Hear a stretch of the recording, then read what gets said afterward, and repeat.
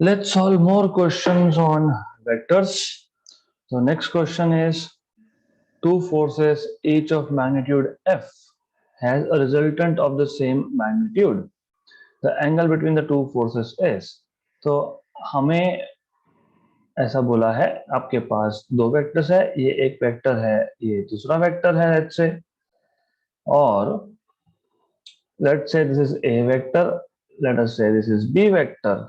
दोनों में एंगल आपको दिया हुआ है, आपको एंगल पूछा है और आपको बोला है कि ए वेक्टर जो है टू फोर्सेस है, तो फोर्सेस को मैं जो नाम चाहूँ वो दे सकता हूँ, फोर्सेस आर वेक्टर क्वांटिटीज।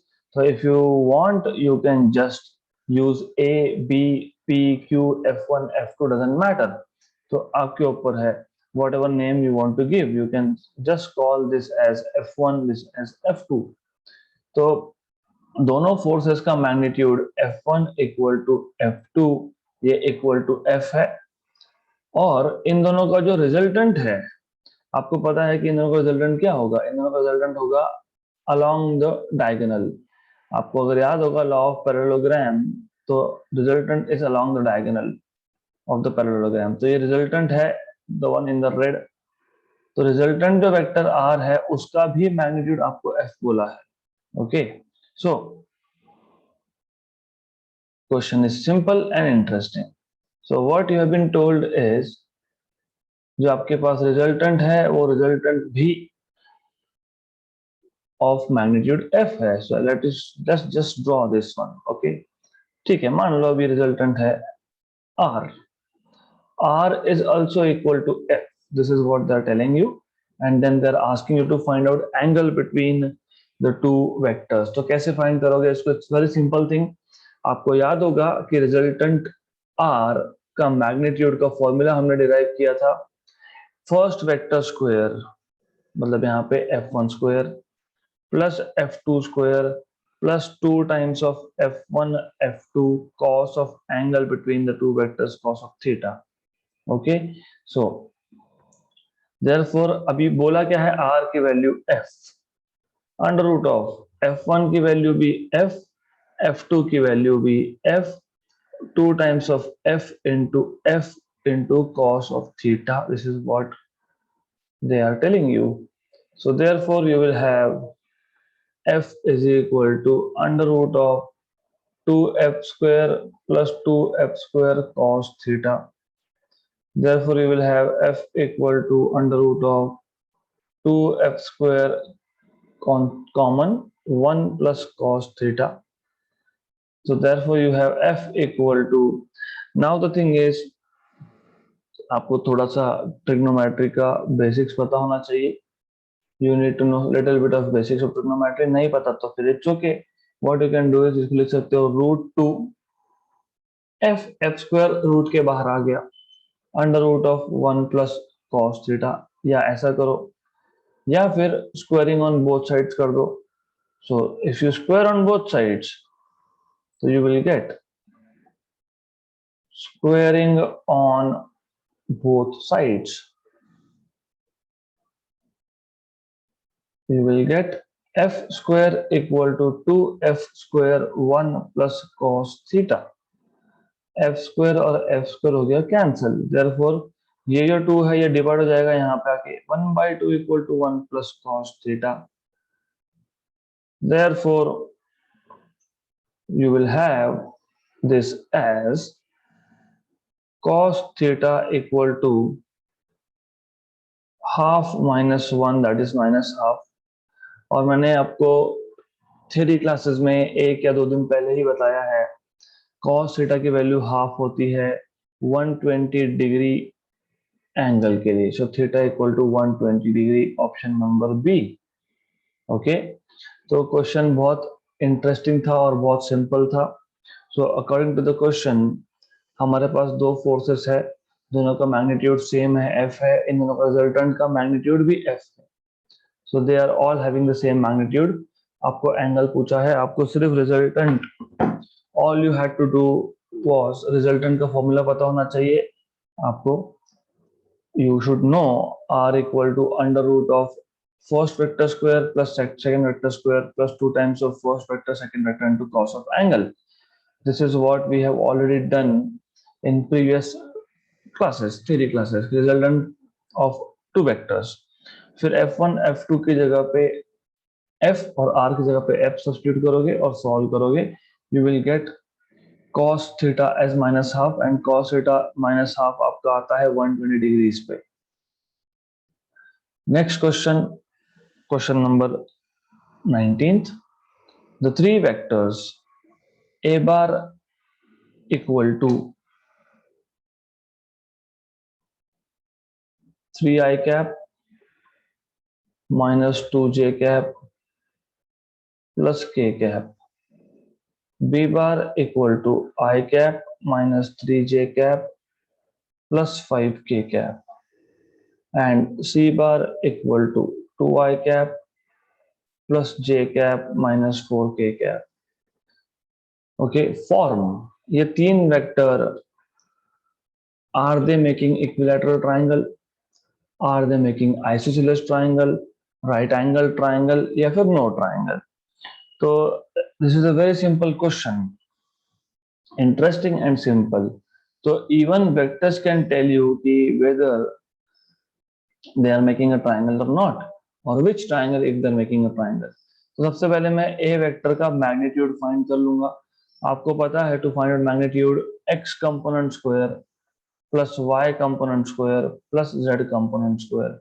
तो ax square plus ay square plus az square ऐसा आप लिखते हो, राइट. तो ये आ जाएगा आपके पास under root of 3 square is 9 plus minus 2 का square is 4 plus 1. This is root of 14. तो मैग्नीट्यूड ऑफ ए वेक्टर का जो मैग्नीट्यूड है दैट इज रूट 14. सिमिलरली आप अब बी वेक्टर का मैग्नीट्यूड फाइंड कर लो. So B equal to under root of 1 square plus minus 3 का स्क्वायर प्लस 5 का स्क्वायर.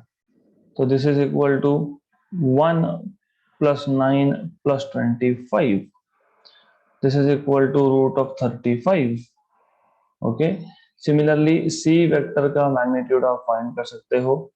तो C vector का magnitude आपके पास आएगा C equal to under root of x component of C 2 का square plus y component 1 का square plus minus 4 का square. तो ये आपको मिलेगा, you will get this as under root of 4 plus 1 plus 16, तो अंडर रूट ऑफ 21. तो हमें जो तीन वेक्टर दिए थे पहले हम लोगों ने उन तीनों वेक्टर्स के मैग्नीट्यूड निकाल लिए. इससे क्या हुआ, मैग्नीट्यूड निकालने से क्या होगा, इफ यू नोटिस आपके पास ये जो ए वेक्टर का मैग्नीट्यूड का स्क्वायर है वो 14 है, बी वेक्टर का मैग्नीट्यूड का स्क्वायर 35 है और सी वेक्टर का मैग्नीट्यूड का स्क्वायर 21 है. तो you see B square is equal to A square plus C square.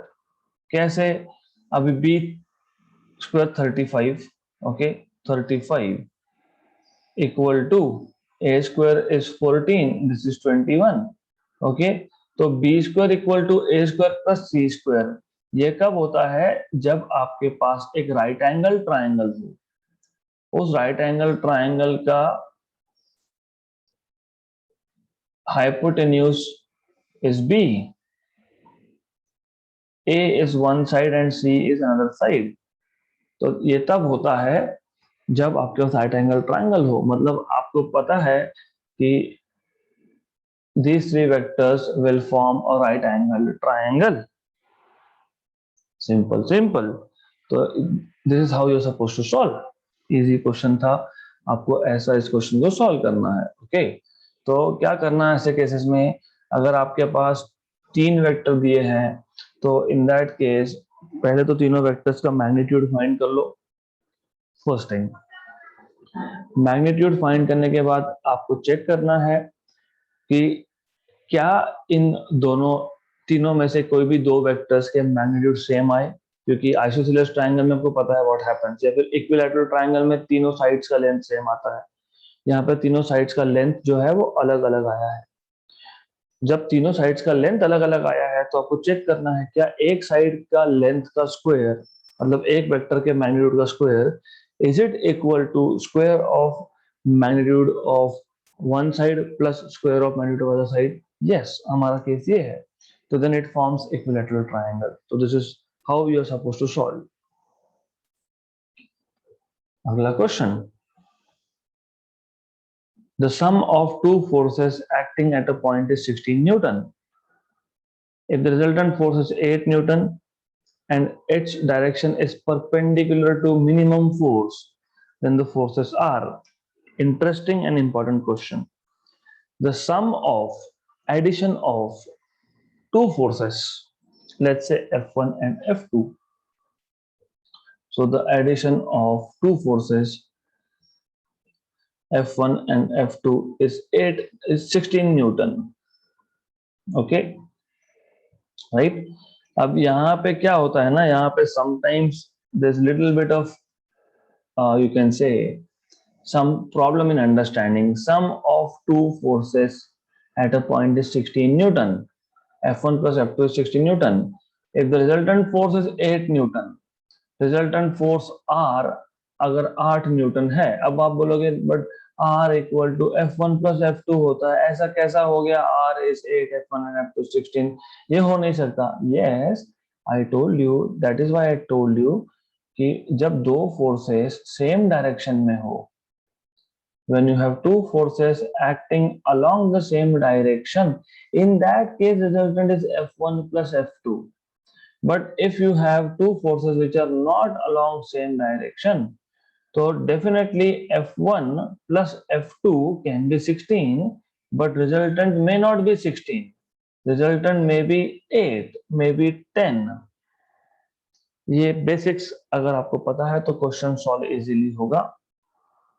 तो यहाँ पे दो फोर्सेस का एडिशन 16 है, उन दोनों का रिजल्टेंट 8 है।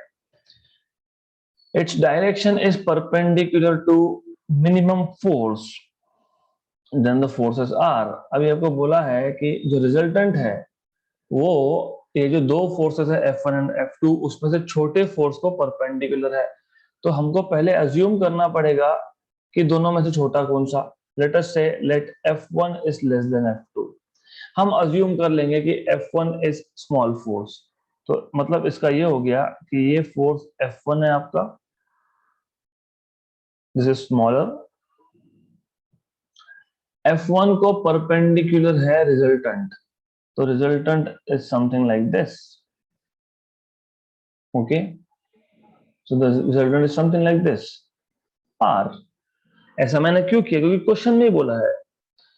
देन अगर आपको triangle law of vector addition याद होगा, जहां पहला फोर्स खत्म होता है वहां से दूसरा फोर्स स्टार्ट होना चाहिए। ओके, रिजल्टेंट हमेशा पहले फोर्स के स्टार्टिंग पॉइंट से दूसरे फोर्स के एंड पॉइंट तक होता है, राइट? करेक्ट। तो यहाँ पे पहला फोर्स कहाँ खत्म हो रहा है? यहाँ पे। ओके, तो दूसरा फोर्स जहां पहला फोर्स खत्म हुआ वहां से स्टार्ट होकर रिजल्टेंट तक ऐसा आएगा। So this is F2। You see, starting point of first force is O, end point of first force is A, starting point of second force is A, and end point is, let us say, B.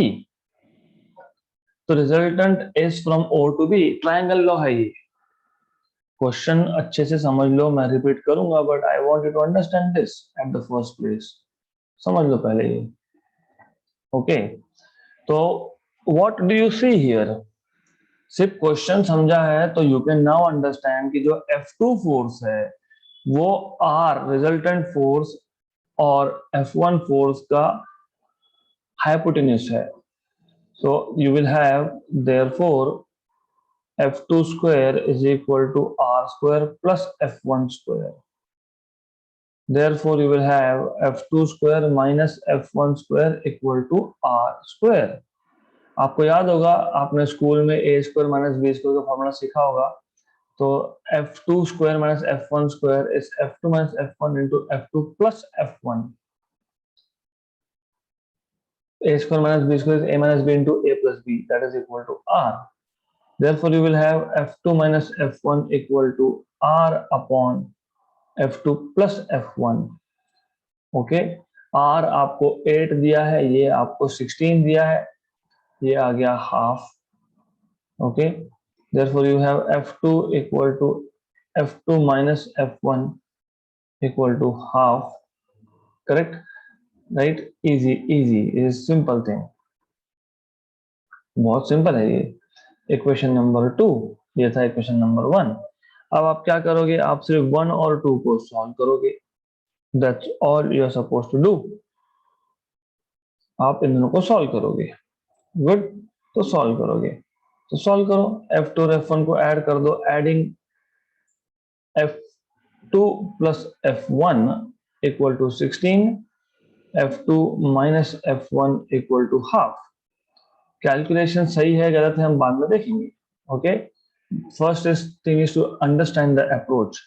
तो 2f equal to 16 plus half, क्योंकि f1 और f1 cancel हो गया. 16 plus half, this is 16 plus half is 33 by 2. Okay, तो f2 is equal to 33 by 4. अब ऐसा तो answer आ नहीं रहा, मतलब there is something that we have done wrong. तो एक बार और इस क्वेश्चन को देखते हैं, क्योंकि एग्जैक्टली क्वेश्चन समझेगा तो ही only in that case you can solve. इसके दो मेथड है, मैं आपको दोनों मेथड बताने वाला हूँ. I will tell you both methods. Okay, तो इन मेथड नंबर 1, मतलब ये जो हम लोग कर रहे हैं, this is method number 1.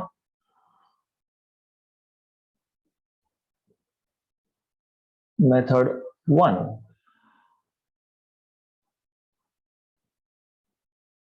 Question में क्या था, आपके पास दो फोर्सेस है, दोनों का एडिशन 16 है. f1 plus f2 is this. Resultant कितना है, 8. आगे क्या बोला है, रिजल्टेंट का डायरेक्शन जो है मिनिमम फोर्स को परपेंडिकुलर है. तो मैंने मान लिया कि f1 f2 से छोटा है, मतलब रिजल्टेंट r जो है ये f1 को परपेंडिकुलर है. अगर रिजल्टेंट f1 को परपेंडिकुलर है तो f2 हो गया हाइपोटेन्यूज.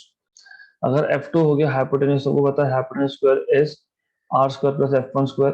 तो f2 square minus f1 square is equal to r square. तो f2 minus f1 into f2 plus f1 is equal to r. This is what you have. Okay, r की value 8 थी, f2 plus f1 ये 16 था, 8 by 16 half. Okay, अब यहां तक correct है. सिर्फ अब प्रॉब्लम क्या आ रहा है कि सॉल्व करना, हमको फाइंड क्या करना है, f1 और f2. तो एक और मेथड एग्जिस्ट करता है. ऑफ कोर्स वो मेथड आपको पता होना चाहिए. कौन सा मेथड? तो if I don't want to do all this, मुझे अगर ऐसा नहीं करना है, मान लो, क्योंकि यहाँ पे मेथड सही है बट थोड़ा कैलकुलेशन बढ़ रहा है हमारा, तो फॉर एग्जांपल कि हमको नहीं करना है, तो second method, do you remember हमने रिजल्टेंट वेक्टर का डायरेक्शन का एक फॉर्मूला निकाला था. सो यू शुड नो, यहाँ पे रिजल्टेंट वेक्टर का डायरेक्शन क्या है, 90 डिग्री. अगर आपको याद होगा तो ठीक, नहीं होगा तो बता देता हूँ. ये था आपका एक वेक्टर f1, ये था आपका दूसरा vector f2. So you have two vectors. I will just use different colors. This is f1 vector, this is f2 vector, let us say. Okay, तो this is f2 और यहाँ पे था f1. अगर आपको याद होगा, आप ऐसा भी लिख सकते हो, आप चाहो इस f2 को यहाँ भी रख सकते हो, कोई फर्क नहीं पड़ता है. You can put it over here also, right? एक ही बात है, doesn't matter. रिजल्टेंट कहाँ है, रिजल्टेंट f1 को परपेंडिकुलर है, रिजल्टेंट f1 को परपेंडिकुलर है, resultant is over here, r बार. तो आप r बार, r वेक्टर यहाँ दिखा सकते हो, या फिर आप चाहो तो उसको यहाँ भी दिखा सकते हो, right? It's the same thing. Anyways, मैं इसको यहाँ दिखाता हूँ, कोई फर्क नहीं पड़ता. नाउ द आइडिया इज अगर आपको याद होगा, इफ यू रिमेम्बर करेक्टली, हमने रिजल्टेंट वेक्टर आर बार, ये आर बार वेक्टर है, इसका डायरेक्शन मतलब इसका angle with respect to first vector, इसको नाम दिया था अल्फा। और आपने एक tan अल्फा का फॉर्मूला बनाया था। tan अल्फा का फॉर्मूला आपको याद होना चाहिए। tan अल्फा, मैं रिपीट करूंगा but I want you to know this. It is f2 sin theta upon f1 plus f2 cos theta. जिनको याद नहीं है उनके लिए, parallelogram law of vector addition, दो फोर्सेस थे, दोनों फोर्सेस में एंगल था थीटा, राइट। इन दोनों का रिजल्टेंट होता है along the diagonal, along the diagonal ऐसा रिजल्टेंट था। इसका एंगल था यहाँ पे अल्फा। अगर ये वेक्टर P है, ये वेक्टर Q है, तो आपने लिखा था tan alpha is equal to Q sin theta upon P plus Q cos theta. तो वही मैंने यहाँ पे किया है। tan alpha, alpha is angle of resultant with respect to first vector. यहाँ पे रिजल्टेंट का angle with respect to first vector is 90 degree. तो tan alpha, this angle is alpha over here. F2, क्योंकि सेकेंड वेक्टर जो हमारे पास general formula में Q था, यहाँ पे F2 है। तो ये फॉर्मूलाज आपको जब तक याद नहीं होंगे तब तक क्वेश्चन सॉल्व नहीं होगा। तो tan alpha is F2 sin theta upon F1 plus F2, but alpha कितना बोला है 90, therefore tan 90 is equal to F2 sin theta upon F1 plus F2 cos theta. Okay, therefore मैं अगर रेसिप्रोकल लेता हूं तो मैं 1 अपॉन tan 90 करता हूं, मतलब 1 अपॉन tan 90 is F1 plus F2 cos theta upon F2 sin theta. But as you know, you should know what is tan 90. Tan 90 is infinity, not defined. Okay, right? So 1 upon infinity equal to F1 plus F2 cos theta upon F2 sin theta. 1 upon infinity is 0. So 0 equal to F1 plus F2 cos theta upon F2 sin theta. Therefore you have F1, अभी देखो क्या है, ये जो term है ये यहाँ पे आके मल्टीप्लाई होकर 0, therefore आपको मिलेगा F1 plus F2 equal to F1 plus F2 cos theta equal to 0. Therefore you will get F2 cos theta equal to minus F1, and therefore you will get cos theta is equal to minus F1 by F2. This is important. But आपको क्या बोला है, आपको बोला है resultant जो है R जो है इसकी वैल्यू कितनी 8 है ना, करेक्ट, राइट। बट आपको याद है रिजल्टेंट वेक्टर R का फॉर्मूला क्या था, first vector square plus second vector square plus 2 times of first vector into second vector into cos of theta. Okay, correct. Also R की वैल्यू 8 बोली है, तो अब क्या करेंगे, R की वैल्यू 8 डालेंगे। अब इसको लिखेंगे F1 square plus F2 square plus 2F1 F2 cos of theta. Cos of theta ये आपके पास माइनस F1 अपॉन F2 है, तो F2 और F2 कैंसल हो गया। Good good, okay. So 8 equal to what you wanted to find is, that is important. I am telling you the source of error, कहां पे क्या क्या गलती हो सकती है, this is what I want to tell you. Okay, so this is equal to under root of F1 square plus F2 square minus 2F1 square। तो आपको मिल गया 8 equal to under root of F1 square minus 2F1 square minus F1 square, मतलब F2 square minus F1 square, correct. Squaring on both sides, 64 equal to F2 square minus F1 square. Okay, तो 64 equal to F2 minus F1 into F2 plus F1. Okay, 64 equal to F2 minus F1, F1 plus F2, ये आपको 16 बोला था, 16 1 जा 16 4 था, तो now you have F2 minus F1 equal to 4 if I am not wrong, it is 4. Equation number, let us say whatever it is 2. तो कहाँ गड़बड़ हुई आप समझेगा आपको। अब हमको गिवन क्या है, गिवन था F1 plus F2 equal to 16 और हमने डिराइव किया F2 minus F1 equal to 4। दोनों को ऐड कर दो, इन दोनों को ऐड करोगे अगर आप, सो एडिंग, इसको इक्वेशन नंबर 3 बोलता हूं, adding 2 and 3 you will have F2 minus F1 plus F1 plus F2। अभी F2 minus F1 की वैल्यू 4 है, ये 16 है, तो आपको मिल जाएगा cancel cancel, 2 times of F2 equal to 20, तो F2 इक्वल टू 10, F2 10 आ गया, देयरफॉर अभी F2 की वैल्यू 10, इक्वेशन 2 या 3 किसी में भी एक में डाल दो, therefore from equation number 3 you will have F1 plus F2 that is F1 plus 10 equal to 16, तो F1 equal to 6, तो 6 and 10, 6 and 10 है क्या, 6 and 10, option number A. Right, थोड़ा क्वेश्चन इंटरेस्टिंग तो है ही बट लेंदी भी है, मैं वापस समझा देता हूँ। क्वेश्चन पढ़ते वक्त पूरा ध्यान होना चाहिए।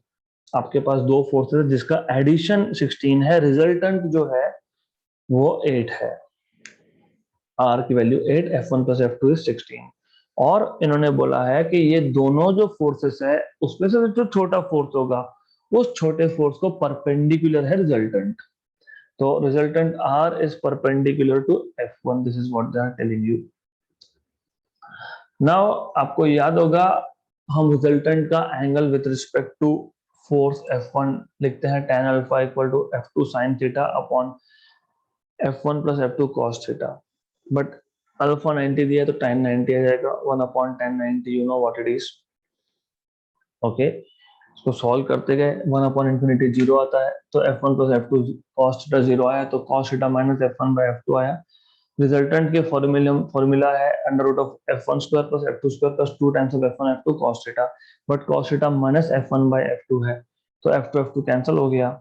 इसको सिंप्लीफाई करो, सॉल्व करो, F2 माइनस F1 आपको मिल जाएगा 4, बट F2 प्लस F1 16 था, दोनों को ऐड करोगे तो F2 मिल जाएगा 10, ये F2 की वैल्यू 2 या 3 किसी भी एक इक्वेशन में डाल दो तो आपको 6 न्यूटन मिल जाएगा, this is what you will gate. Okay, ऐसा सॉल्व करना है। अगला क्वेश्चन, नाउ वापस से इसके दो मेथड है, I will tell you the simplest one, of course यहाँ पे ये फास्ट होगा solve. If vectors P, Q, R has magnitude 5, 12 and 13 units and P bar plus Q bar equal to R bar, the angle between Q and R is, first of all तीन vectors है, तीनों का magnitude दिया है, और आपको the moment they tell you, जैसे उन्होंने बोला आपको ये कि P bar plus Q bar equal to R bar, इसका मतलब वो आपको बता रहे हैं कि P और Q का रिजल्टेंट R बार है। So they are telling you that if this vector P जिसका मैग्नीट्यूड 5 है, ओके 5 है, the vector Q जिसका मैग्नीट्यूड 12 है,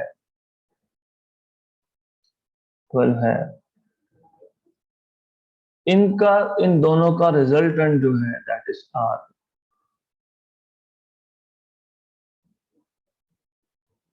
ओके राइट, तो नाउ एक बार ये समझ में आ गया आपको क्योंकि रिजल्टेंट कैसे होता है, जहां पहला वेक्टर खत्म होता है और सेकंड वेक्टर वहीं से स्टार्ट हो रहा है, तो resultant is from the starting point of tail of first vector and end at head of second, तो this is what it is.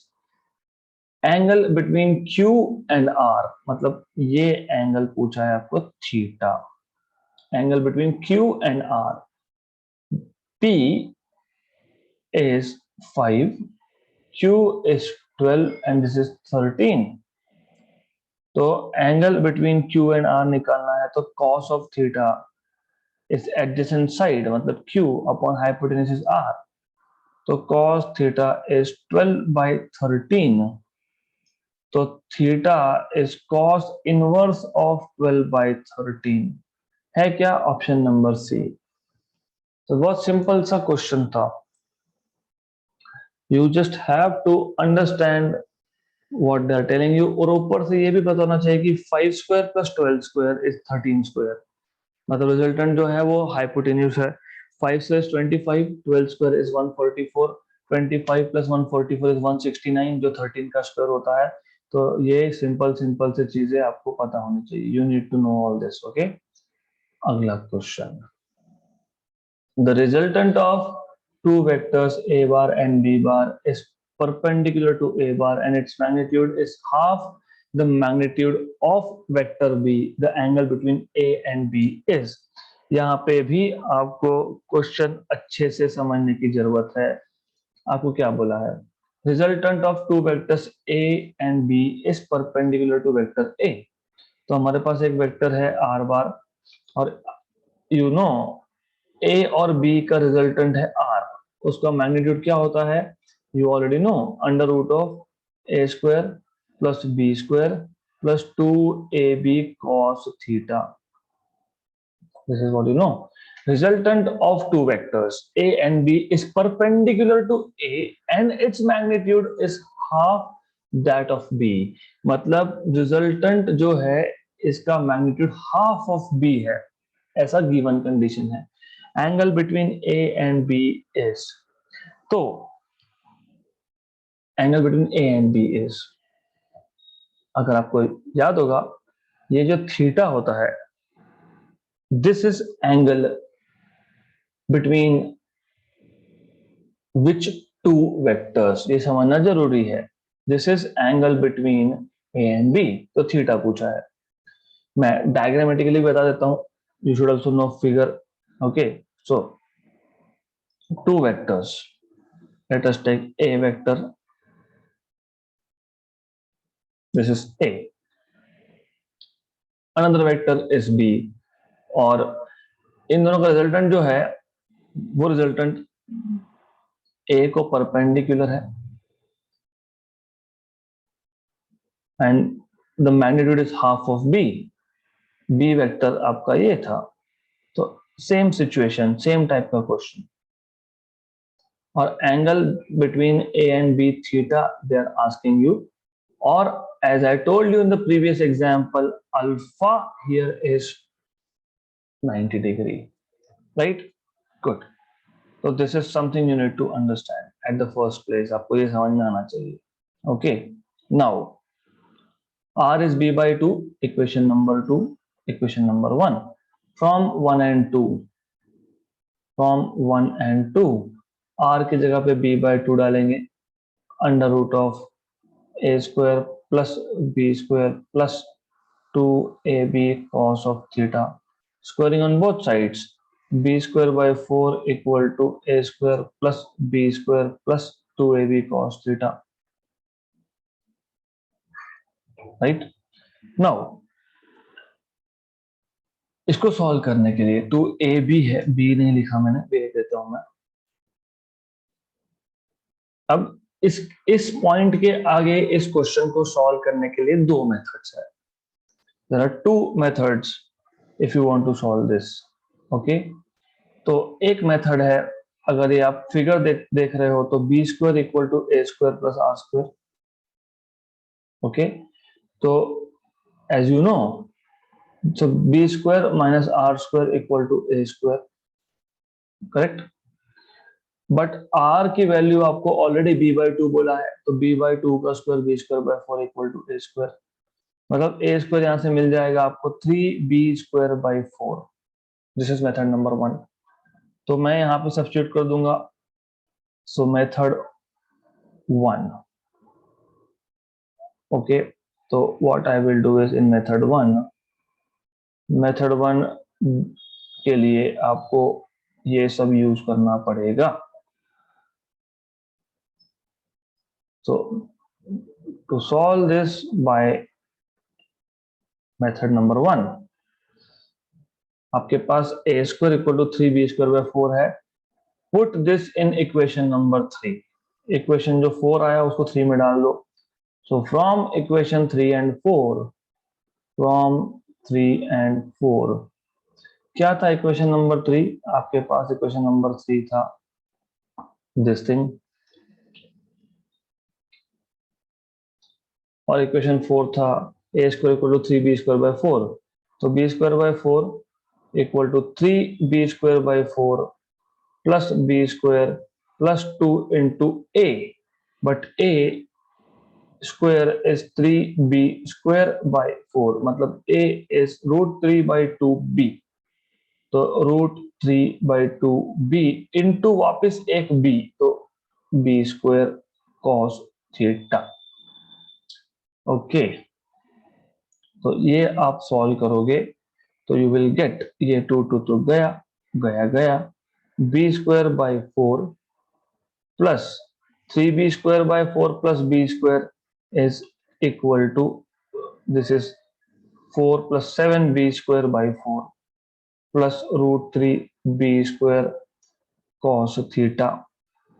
You have to solve this.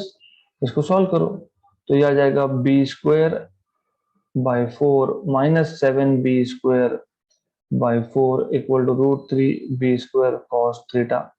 मैं ये मेथड नहीं यूज करने के लिए बोलने वाला हूँ. जस्ट टेलिंग यू कि दो मेथड से सॉल्व होता है, because you should know alternate methods.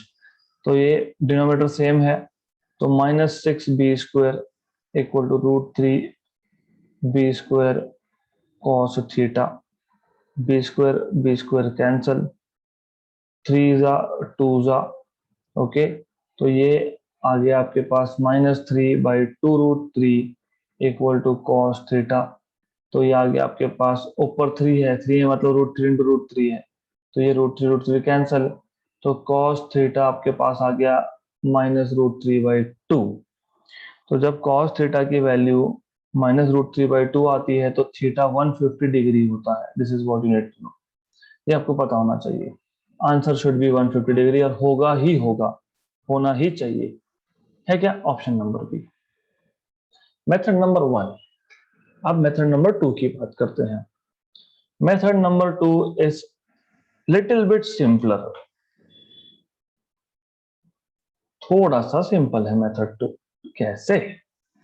तो लेट्स सी कैसे. So method number 2, method number 2 में why it is little simple, let us see now. मैंने अभी अभी, मतलब इस क्वेश्चन से पहले के क्वेश्चन में आपको बताया. What did I tell you is that यहाँ पे ये जो अल्फा है इसका फॉर्मूला पता है. tan alpha is second vector b sin theta upon a plus b cos theta. ये थियरी जिनका अच्छे से नहीं हुआ है उनको ये समझेगा नहीं, तो थियरी पहले कर लो. That is advice to you.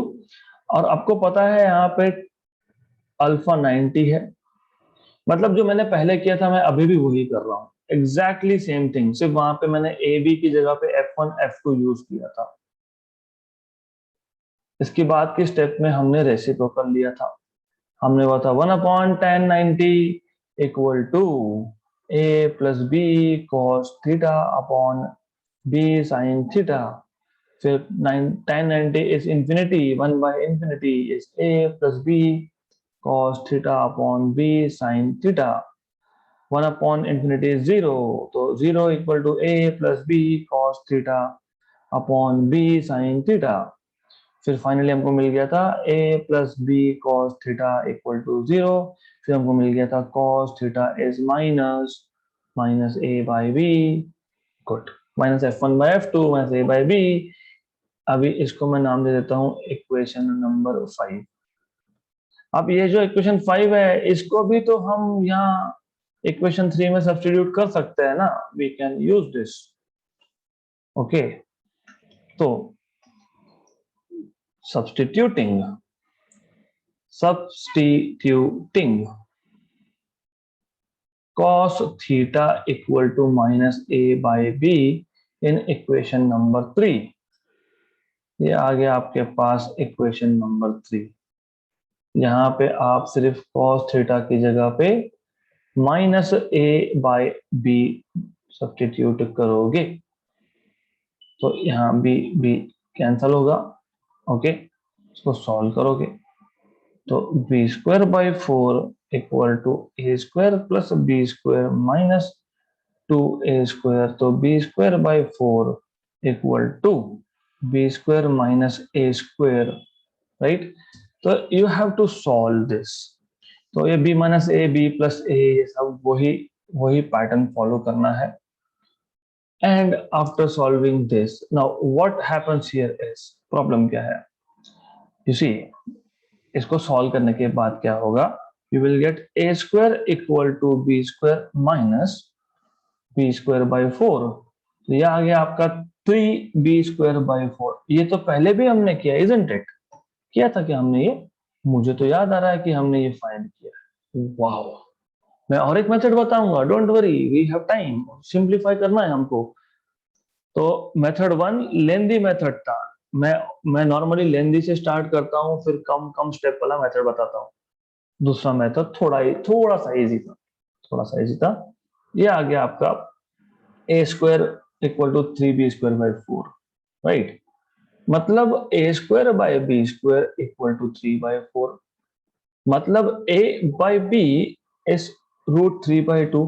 अरे पर हमको तो पता है कि cos of theta minus a by B था, मतलब cos ऑफ थीटा ये माइनस रूट 3/2 है।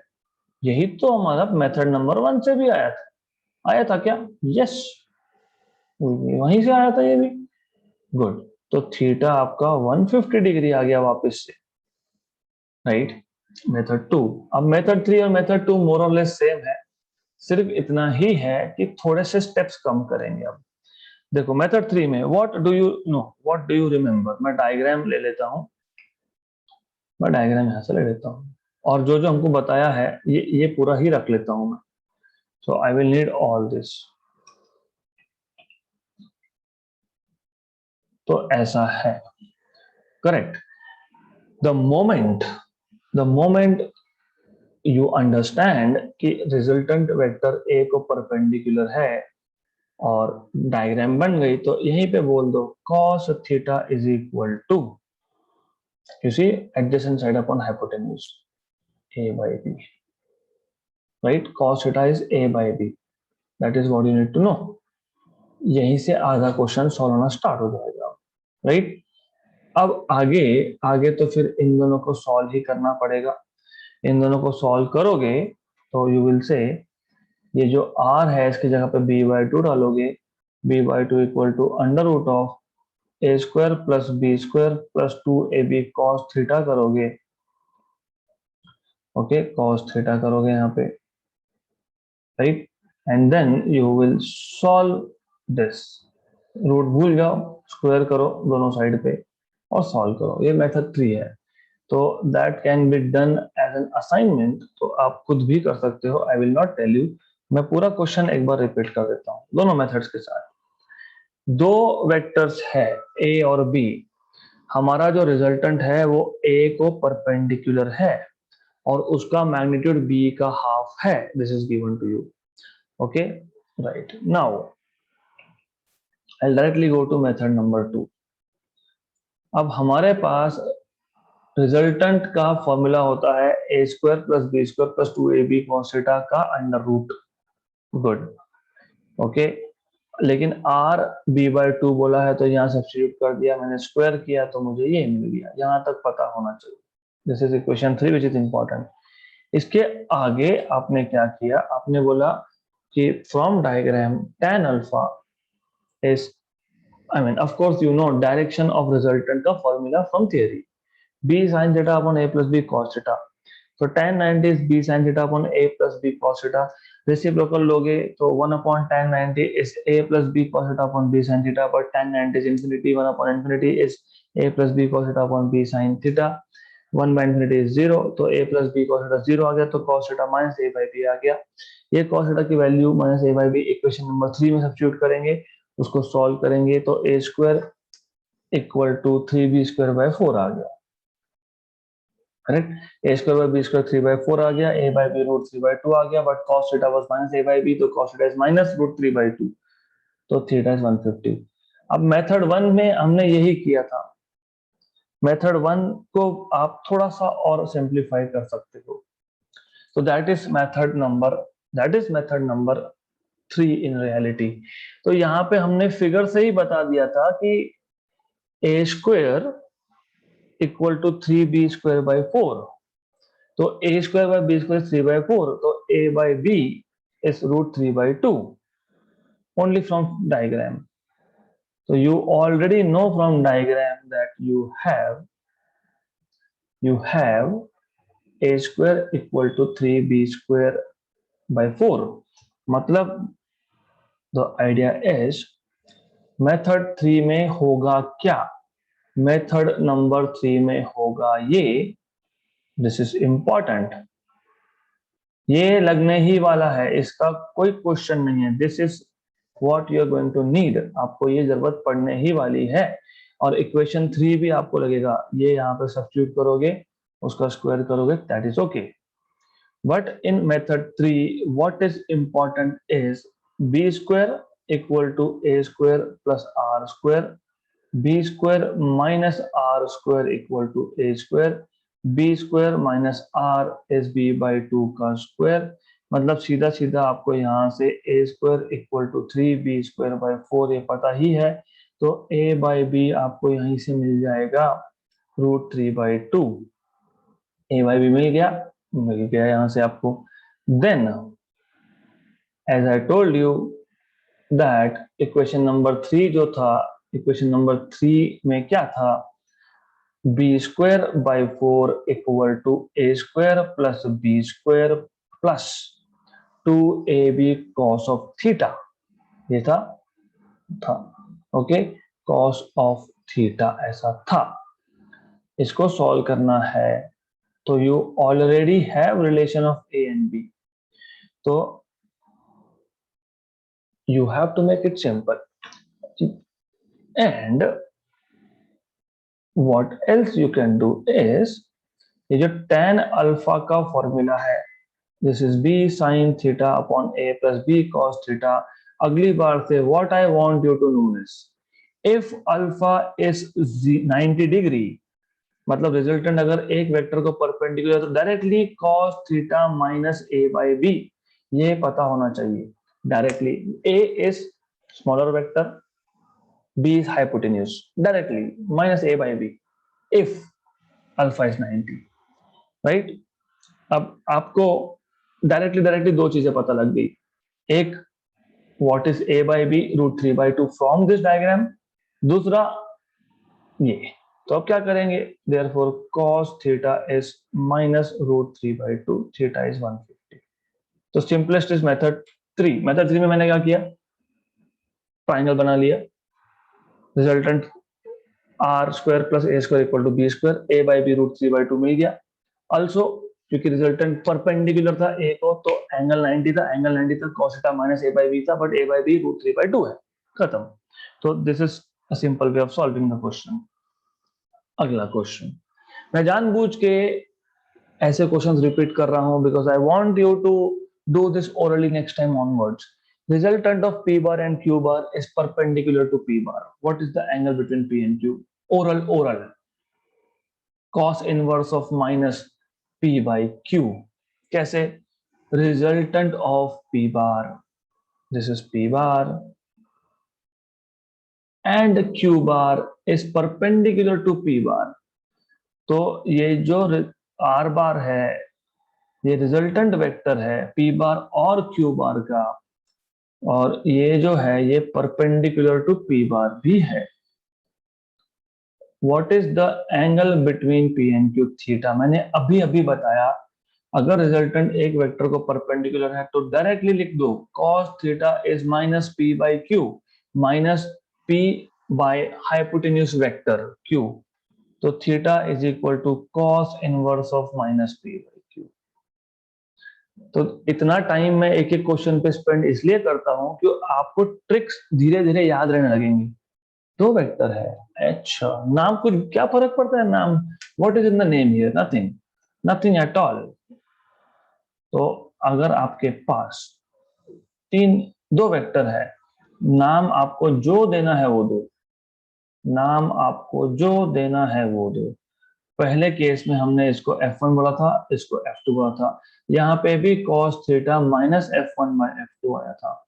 दूसरे केस, इसके पहले के एग्जांपल में इसको A बोला था, इसको B बोला था, यहाँ पे cos theta minus A by B आया था। यहाँ पे हमारे इसमें this is called as P, this is called as Q, यहाँ पे cos theta minus P by Q आया है। अगली बार मैं बोल दूंगा कि ये नीचे का वेक्टर है, ये इसको मैं कुछ नाम दे देता हूँ टी वेक्टर, इसको बोलता हूँ एफ वेक्टर, तो माइनस टी बाय एफ आएगा। तो that is why we are spending a lot of time in doing all this, so that धीरे धीरे you become expert and remember directly formulas. ऐसा क्यों होता है, क्योंकि अगर आपको the moment you remember cos theta is minus छोटा वेक्टर अपॉन हाइपोटेन्यूज वेक्टर, अगर आपको वो याद है तो आपको सीधा सीधा ये याद है। अगर आपको सीधा सीधा cos theta minus A by B याद है तो यहाँ पे ए बाई बी तो निकाल के रखा ना, फिर cos theta is minus A by B, तो ए बाई बी तो फाइंड करके ही रखा है आपने, √3/2। यहीं पे ओरली क्वेश्चन खत्म हो। तो ये क्वेश्चंस ओरली भी होते हैं, धीरे धीरे आपका ट्रेनिंग लेवल उतना लेके जाएंगे, तो don't worry about that, we will go to that level where you can solve. Question पढ़ा, आंसर आ गया, खत्म। Okay, so that's it for today. We should stop here for today. More questions in the next session.